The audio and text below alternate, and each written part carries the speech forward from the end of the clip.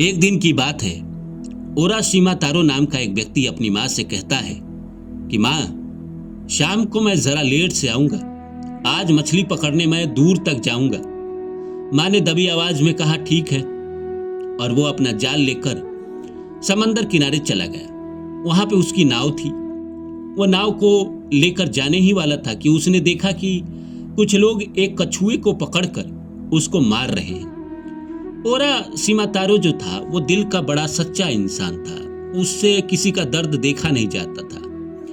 वो उन लोगों के पास गया और जाकर कहा कि इस कछुए को तुम लोग क्यों मार रहे हो, इसने तुम्हारा क्या बिगाड़ा है। उन लोगों ने कहा कि हम इसके साथ खेल रहे हैं, कुछ भी करें, हमने इसे पकड़ा है। तो उसने कहा ठीक है, इसको छोड़ दो। तो उन लोगों ने कहा नहीं। ओरासीमा तारो ने अपने जेब में हाथ डाले और जो भी उसके पास पैसे थे उन लोगों को दे दिया और कहा अब तो छोड़ दो। उन लोगों ने कहा ठीक है, हमें पैसे मिल गए, हम छोड़ देते हैं, लो तुम्हारे हवाले। ओरासीमा तारो ने कछुए को उठाया और कछुए को बड़े प्यार से सहलाकर उसको वापस पानी में छोड़ दिया। पानी में छोड़ने के बाद उसे बड़ी खुशी हुई कि उसने किसी की जान बचाई है, और फिर वो अपना नाव लेकर चला गया। बीच समुंदर में गया।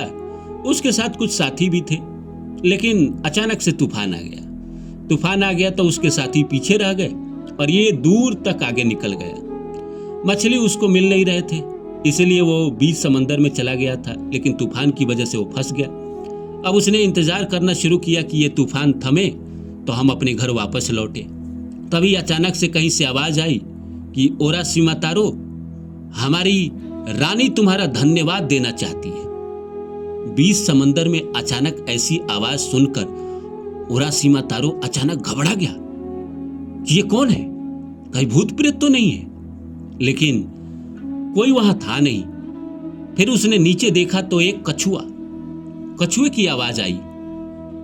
वो बड़ा अचंभे में आ गया कि कछुआ बोल रहा है। फिर उसने कहा कि आज सुबह आपने मेरी रानी की जान बचाई है, इसलिए रानी आपको बुला रही है और आपका वो शुक्रिया अदा करना चाहती है। फिर कछुए ने समझाया कि कैसे वो उसके पीठ पर बैठ जाए और वो उसको अपने राज्य लेकर चले। डरते डरते ओरासीमा तारो उसके पीठ पे बैठा। कछुए ने ओरासीमा तारो को छुआ और उसको वैसी शक्ति प्रदान कर दी कि वो अगर समंदर के नीचे जाए भी तो उसको सांस लेने की दिक्कत ना हो। वो बैठा समंदर में अंदर जाने लगा। समंदर में बैठकर थोड़ी देर तो उसने आंख बंद रखी, लेकिन जैसे खोला तो समंदर के अजीब अजीब दृश्य उसको दिखने लगे।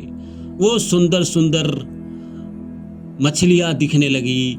समंदर के अंदर की दुनिया उसने कभी देखी नहीं थी। वो बचपन में सोचा करता था कि मैं समंदर के अंदर काश जा पाता, और आज देखिए उसका सपना भी पूरा हो गया। फिर वो राज्य पहुंचा तो उसके स्वागत के लिए बहुत सारे लोग एकत्र थे।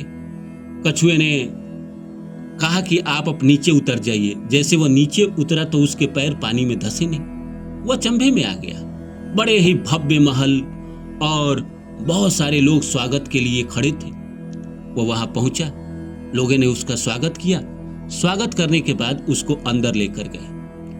तो अंदर ले जाने के बाद रानी से उसकी मुलाकात हुई। रानी बैठी और ओरासीमा तारो का धन्यवाद कहा कि आज सुबह हमारी इच्छा हुई थी कि हम धरती के बाहर, मतलब पानी के बाहर घूमें, और हम घूम ही रहे थे कि कुछ लोगों ने मुझे पकड़ लिया था, और आज आप ना होते तो शायद मैं बच नहीं पाती। फिर उनका स्वागत किया। उन लोगों ने भोजन एक साथ ग्रहण किया। फिर एक साथ घूमने चले गए। समंदर के अलग अलग की दुनिया वो देखने लगे, अलग अलग नज़ारे देखने लगे। वो खो गया। वो ओरासीमा तारो जैसे समंदर के अंदर गया, वो भूल ही गया कि उसकी माँ भी एक बाहर है जो उसका इंतजार कर रही है। वो कहीं ना कहीं रानी के प्यार में भी पड़ने लगा, और रानी को भी ओरासीमा तारो से प्यार होने लगा। प्यार होने की वजह से ऐसा हुआ कि वो साथ ही रहते, साथ ही घूमते, साथ ही खाते। फिर फैसला हुआ कि दोनों की शादी हो जाए। बड़े ही धूमधाम से दोनों की शादी कराई गई। शादी हुई। फिर रात को सुहागरात वगैरह पे वो एक साथ गए। फिर एक दूसरे से बात करने लगे। बात करते करते फिर रानी ने कहा कि मेरी माँ बहुत पहले गुजर गई थी, पिताजी बहुत पहले गुजर गए थे। रानी कहानी सुनाते सुनाते उसने अपने माँ का जिक्र किया और ओरासीमा तारो को अचानक अपनी माँ की याद आई। तब तक 3 दिन बीत गए थे। तीसरे दिन की बात थी, जब माँ की याद आई तो उसने कहा कि मैं वापस जाना चाहता हूँ अपने माँ के पास। मेरी एक माँ है जो अकेली है और 3 दिन से मेरा इंतजार कर रही है। रानी ने कहा कि तुम एक बार इस समंदर से वापस चले गए तो फिर कभी वापस लौट नहीं पाओगे। लेकिन वो इतना ज्यादा जिद करने लगा कि रानी ने कहा कि ठीक है, मैं नहीं चाहती कि तुम जाओ, लेकिन अब तुम जाने की जिद कर रहे हो तो तुम्हें जाना है तो तुम जाओ। लेकिन एक बॉक्स दिया और कहा कि ये बॉक्स तुम कभी भी इसको गलती से भी मत खोलना। कभी अगर समय पूरा हो जाएगा तो हम फिर तुमको वापस बुला सकते हैं। अगर तुमने ये बॉक्स खोल दिया तो तुम कभी वापस नहीं आ पाओगे। इस बॉक्स के सहारे ही तुम कभी कभी मुझसे मिल सकते हो।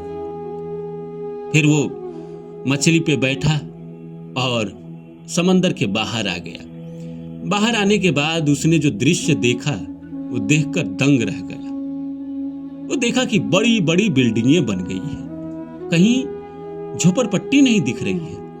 वो अपना घर खोजता रहा, कभी किसी से पूछे कभी किसी से पूछे तो कोई बता ही नहीं पाए। फिर वो अपने घर के पास गया जहां उसका घर था। वहां झोपड़पट्टी तो था नहीं, वहां बड़ा सा घर बना था।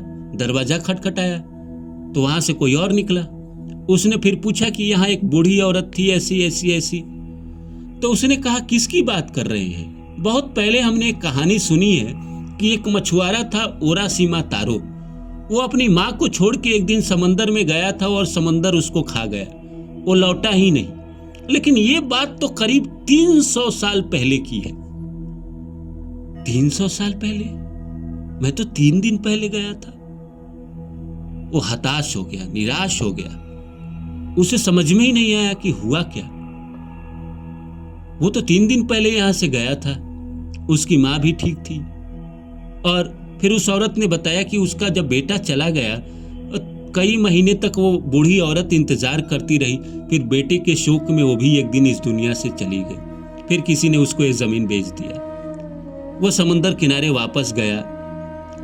वो नहीं चाहता था कि उस बॉक्स को खोले, लेकिन उसने उस बॉक्स को खोला। और कहा जाता है कि जैसे ही उसने वो बॉक्स खोला वो बूढ़ा हो गया। 300 साल की जो उसकी उम्र थी, जो उस बॉक्स में कैद थी, वो उसको वापस मिल गई। और कुछ लोग तो ये भी कहते हैं कि वो बगुला बनकर उड़ गया। और जापान में ये कहानी जापान की है और लोक कहानी है। और आज भी जापान में कहा जाता है कि बहुत सारे लोग ऐसा देखते हैं कि एक बगुला और एक मछली दोनों समंदर किनारे अक्सर पाए जाते हैं और दोनों एक दूसरे को घंटों देखा करते हैं। लोग कहते हैं कि ये जो बगुला है ये ओरासीमा तारो है और वो जो मछली है वो समुंदर की रानी है जिसने ओरासीमा तारो से शादी की थी। और ओरासीमा तारो वही है जो समुंदर के अंदर गया था और जिसने रानी से शादी की थी और अपने माँ को भूल गया था। जब वापस लौटा तो 300 साल बीत गया। इस कहानी से यही सीख मिलती है कि समय और भाग्य से कोई नहीं बच सकता। जो पल है वही सच्चा है। हर वादा, हर चेतावनी का सम्मान करना चाहिए। जीवन में हर सुख अस्थायी है।